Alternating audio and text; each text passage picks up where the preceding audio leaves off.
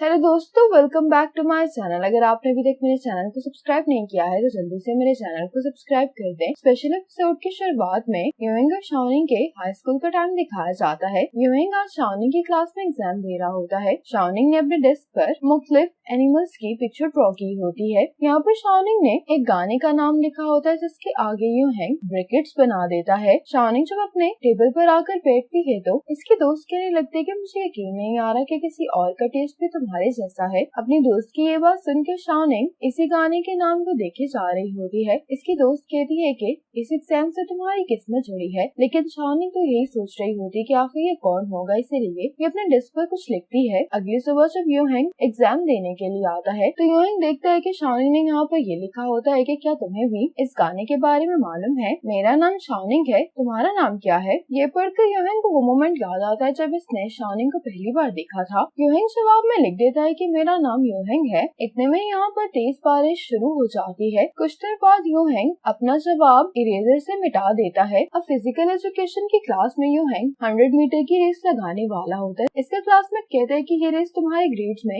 Count नहीं होगी, तो तुम्हें ये रेस करने की जरूरत नहीं है। लेकिन यूइंग यहाँ पर शाओनिंग को देखते हुए कह रहा होता है कि मैं ये रेस जरूर जीतूंगा। अब रेस शुरू हो जाती है तो शाओनिंग की दोस्त कहने लगती है कि ये तो यूइंग है, इसलिए शाओनिंग भी अपने दोस्त के कहने पर यूइंग को देखने लगती है। यूइंग ये रेस जीत जाता है। शाओनिंग के दोस्त को यूइंग के लिए बहुत खुशी हो रही होती है, इसलिए शाओनिंग भी यूइंग की तरफ देखकर मुस्कुराने लगती है। अब प्रेजेंट का टाइम दिखाया जाता है। शाओनिंग यूइंग के साथ ज्वेलरी लेने के लिए आई होती है। शाओनिंग को एक लिमिटेड एडिशन सेट दिखाया जा रहा होता है। ये सेल्स पर्सन बताती है कि पूरे मुल्क में ऐसे सिर्फ 1000 सेट ही अवेलेबल हैं। यूइंग शाओनिंग से कहता है कि तुम इसको देखो, क्या तुम्हें ये पसंद आ रहा है? शाओनिंग कहती है कि गोल्ड किसको नहीं पसंद। शाओनिंग यूइंग से कहती है कि इसकी प्राइस 88,000 युआन है, क्या तुम वाकई में ही ये खरीदने वाले हो? यूइंग कहता है कि अगर तुम्हें पसंद है तो फिर हम खरीद लेंगे। शाओनिंग कहती है कि बैंक प्रेसिडेंट तो बहुत ही अमीर है। यूइंग कहता है कि जब तक तुम्हें पसंद है मैं तुम्हारे लिए ये सेट खरीदने के लिए तैयार हूँ। शाओनिंग इस बात पर मुस्कुराने लगती है। यूइंग कहता है कि हम यही सेट लेंगे। अब यूइंग पेमेंट करने के लिए चला जाता है। शाओनिंग यहाँ पर खड़ी सी सेट को देखी जा रही होती है। जो सेल्स पर्सन होती है वो यूइंग से कहती है कि क्या मैं आपके लिए 2 सेट पैक कर दूं? क्या मैं साथ में पैक करूं या फिर मुझे अलग पैक करने हैं? यूइंग कहता है कि एक ही सेट काफी है, लेकिन ये सेल्स पर्सन शाओनिंग को देखते हुए कह रही होती है कि क्या आप कुछ और देखना चाहेंगे? तो यूइंग कहता है कि मुझे लगता है कि आपको कोई गलतफहमी हो रही है। ये जो लेडी है ये मेरी वाइफ है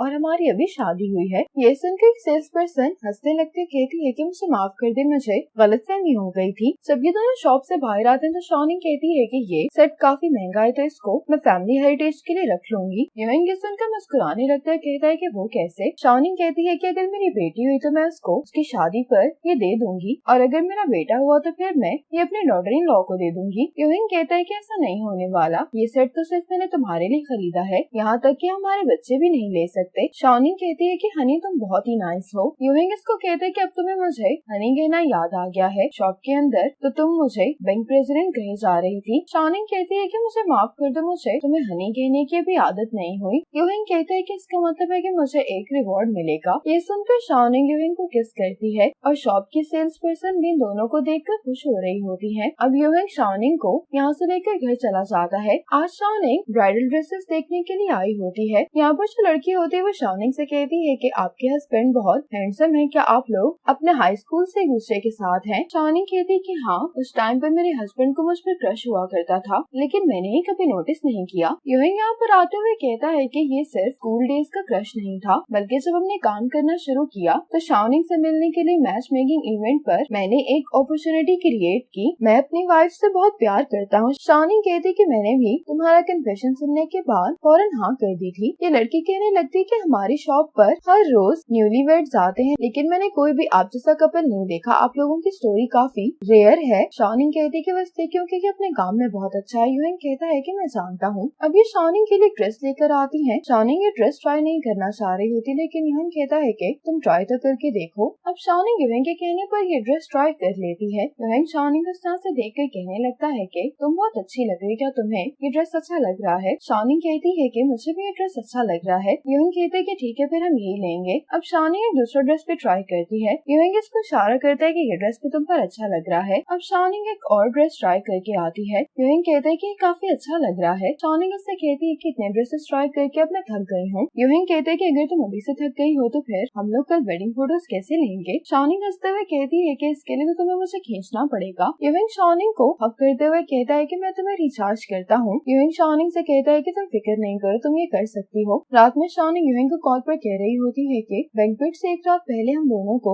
अलग क्यों रहना है। यूएंग कहता है कि क्या तुम्हें नींद नहीं आ रही। शाओनिंग कहती है कि मैं जानती हूँ कि बहुत अजीब है, मैं वैसे भी तो अपने पेरेंट्स के घर पर रहने आती हूँ, लेकिन पता नहीं क्यों मैं तुम्हें आज बहुत मिस कर रही हूँ। यूएंग कहता है कि मैं भी तुम्हें मिस कर रहा हूँ। यूएंग शाओनिंग से कहता है कि क्यों ना तुम अपनी बालकनी में आओ। शाओनिंग जल्दी से अपनी बालकनी में आती है तो यूएंग नीचे खड़ा होता है। यूएंग को यहाँ पर देखकर शाओनिंग बहुत खुश हो जाती है। ये यूएंग से पूछती है कि तुम यहाँ पर क्या कर रहे हो। यूएंग कहता है कि तुम्हें देखने के लिए आया हूँ। शाओनिंग इससे कहती है कि तुम मेरा इंतजार करो, मैं नीचे आ रही हूँ। अब शाओनिंग जल्दी से नीचे आकर यूएंग को हक करती है। यूएंग शाओनिंग से मिलकर बहुत खुश दिखाई दे रहा होता है। शाओनिंग कहती है कि तुम मुझे इतना अच्छे से कैसे जानते हो, तुम्हें मालूम था कि मैं तुम्हें मिस कर रही हूँ इसलिए सो नहीं पाऊंगी। यूएंग कहते हैं कि ये भी को पूछने की बात है, मैं तुम्हें बहुत अच्छे से जानता हूँ। यूएंग और शाओनिंग एक दूसरे से मिलकर बहुत ही खुश हो गए होते हैं। इतने में ही शाओनिंग को अपनी मॉम की कॉल आ जाती है। शाओनिंग जब कॉल उठाती है तो मॉम कहती है कि ये बात सच है कि जब बेटी बड़ी हो जाए तो वो घर में नहीं रह सकती, सिर्फ एक ही रात की तो बात थी, तुम तो ऐसे एक्टिंग कर रही हो जैसे तुम दोनों हमेशा के लिए बिछड़ गए हो। शाओनिंग कहती है कि ऐसा इसलिए क्योंकि